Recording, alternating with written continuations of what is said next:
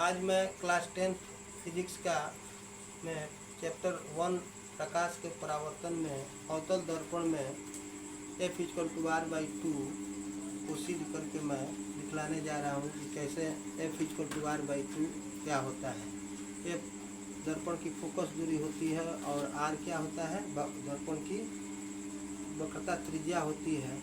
तो वक्रता त्रिज्या और F में क्या संबंध होता है, F = r/2 होता है, जो कि बड़ी ही इम्पोर्टेंट है और बोर्ड में भी पूछा जाता है। अवतल दर्पण, उत्तल दर्पण दोनों में भी पूछा जाता है। वैसे अवतल दर्पण में मैं आज सिद्ध करके दिखलाने जा रहा हूँ। इसका डेरिवेशन आप लोग ध्यानपूर्वक देखिए। सबसे पहले हम अवतल दर्पण का निर्माण करते हैं। मान लीजिए कि ये अवतल दर्पण है, ये अवतल दर्पण है।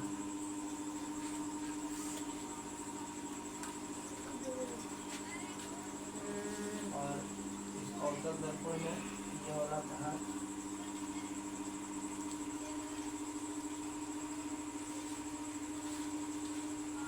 किया हुआ है।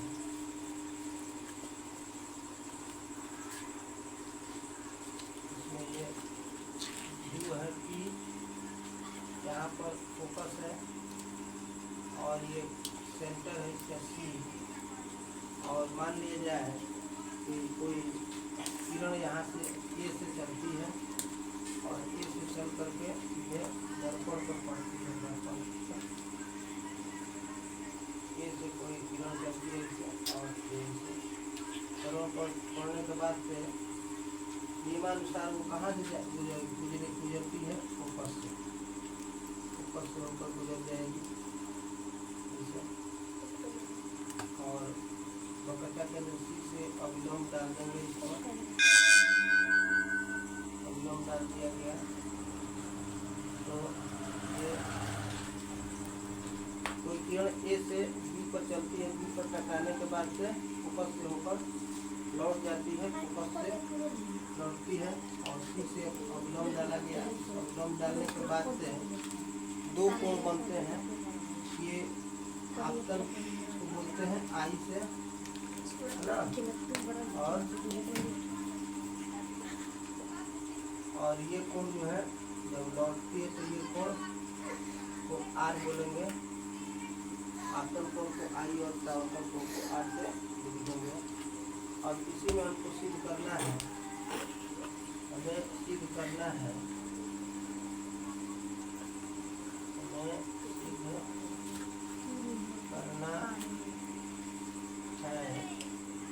कि F = r/2 या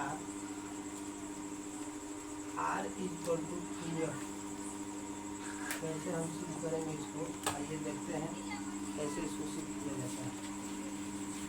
सबसे पहले हम ज्यामिति से हम इसको लिखेंगे कि angle of ABC, angle ABC बराबर होगा एंगल CBF के, एंगल CBF।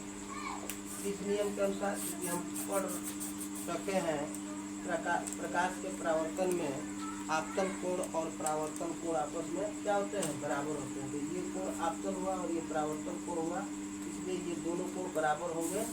यहाँ लिख देंगे परावर्तन के नियम से, लिख देंगे परावर्तन के नियम से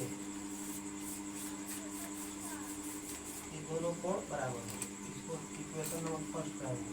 पुनः ठीक से देखेंगे कि चूंकि AB पैरेलल है PC के, इसलिए जब पैरेलल है, ये तिर्यक रेखा है, तो इसका ये कोण जो है एकांतर कोण होगा इसका। तो ये कोण और ये कोण बराबर होंगे, इसलिए कोण ABC बराबर हो जाएगा कोण BCF और BCF के। किस नियम से, तो ये क्योंकि AB पैरेलल PC है तो एकांतर कोण बराबर होते हैं। एकांतर कोण कोण बराबर होते हैं जब होंगे जब दो रेखाएं आपस में समांतर हो तो उनके द्वारा बनाए गए एकांतर कोण आपस में क्या होते हैं, बराबर होते हैं। उसी नियम से हमने ए बी सी बराबर बी सी एफ कर दिया, तो इसको इक्वेशन नंबर सेकंड कहेंगे। और थोड़ा इक्वेशन फर्स्ट और सेकंड पर ध्यान देंगे। ये भी कोण ए बी सी है और ये भी कोण ए बी सी है, दोनों इधर का साइड बराबर हो गया तो ये और ये अपने आप बराबर हो जाएंगे। लिखेंगे अब equation first equal to equation second से कोण सी बी एफ बराबर हो जाएगा कोण बी सी एफ। जब ये ए बी सी और ये भी ए बी सी है, कोण ए बी सी है और ये भी ए बी सी, तो ए बी सी बराबर सी बी एफ के, और यहाँ फिर एंगल ए बी सी हो गया बी सी एफ के बराबर। ये दोनों तो एक ही हैं तो इसलिए ये भी बराबर होंगे, सी बी एफ बराबर बी सी एफ।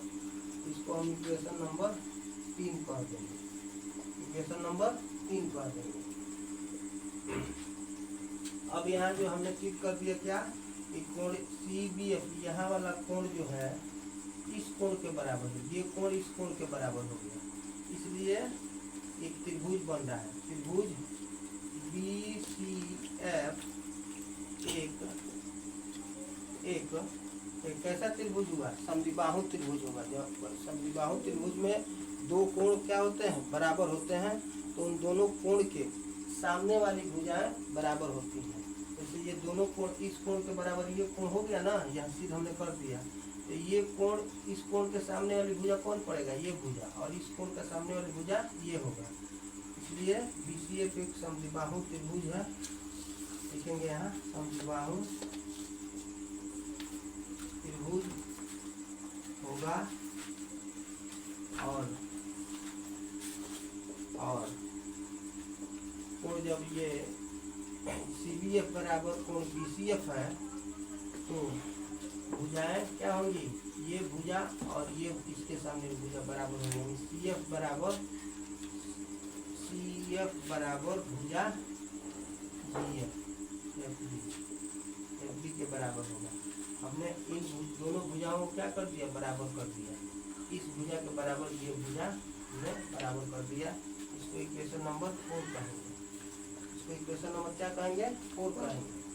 अब देखो, हमने यहाँ पर ये भुजा और ये भुजा बराबर कर दिया, और ये जो है क्या है, दर्पण, क्योंकि दर्पण को दिखलाने के लिए जूम करके बनाया गया। दर्पण का ये द्वारक होता है, तो द्वारक बहुत ही छोटा है, इसलिए FB के बराबर PF होगा। ये जो जितना दूरी है यहाँ से वही दूरी यहाँ से यहाँ तक है। देखेंगे क्योंकि दर्पण का द्वारक बहुत ही छोटा है, बहुत ही छोटा है, इसलिए क्या हो जाएगा, FB बराबर हो जाएगा FP के, इसलिए FP बराबर हो जाएगा FB। अब यहाँ इसको इक्वेशन 5 कहेंगे। अब 4 और 5 पर ध्यान देंगे, ये भी FB है और ये भी FB है, दोनों FB, इस FB का मान CF है, इस FB का मान FP है, ये दोनों बराबर है तो ये अपने आप बराबर हो जाएगा। लिखेंगे ये अतः इक्वेशन 4 तथा 5 से CF बराबर क्या हो जाएगा, CF बराबर FP, ये बराबर क्या हो जाएगा, FP। इक्वेशन इसको 6 करेंगे। अब चूंकि CF का जितना दूरी है, यहाँ से यहाँ तक जो दूरी है वही दूरी यहाँ से यहाँ तक हमने सिद्ध कर दिया, हमें ये 5 है तो ये भी 5 होगा, पूरा मिलकर के PC की दूरी कितना देगा, 10 हो जाएगा। यानी CF बराबर PF, FP, यहाँ CF लिखो। अतः लिखेंगे, अतः क्योंकि यहाँ से यहाँ तक की दूरी PC निकालना है, PC बराबर हो जाएगा CF plus FP, CF plus FP।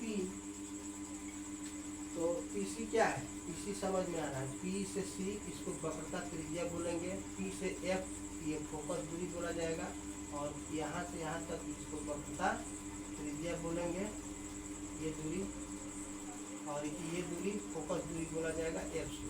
लेकिन सी से एफ की दूरी हम कुछ चीज़ का नाम हम नहीं जानते, इसलिए अब हम सी एफ को एफ पी लिख सकते हैं। यहाँ लिखेंगे, अतः पी सी बराबर, यहाँ सी एफ के बदले एफ पी लिखा जा सकता है।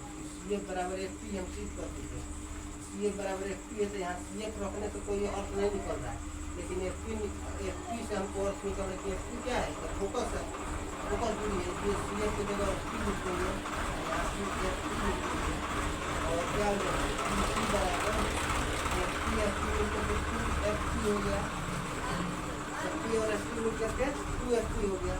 तो पीसी क्या है? इसका नाम रख देंगे। पीसी क्या है? वक्रता त्रिज्या आर है, और 2 इंटू एफ क्या है? तो फोकस दूरी एफ है, एफ यही हमको सिद्ध करना था, या इसी को लिखेंगे एफ इक्वल टू, ये एफ के साथ जो गुणा है तो इधर आकर क्या हो जाएगा? भाग हो जाएगा R/2, क्योंकि यही स्टैंडर्ड फॉर्म में आता है, और एग्जाम में पूछा जाता है कि अवतल दर्पण में सिद्ध कीजिए कि R/2।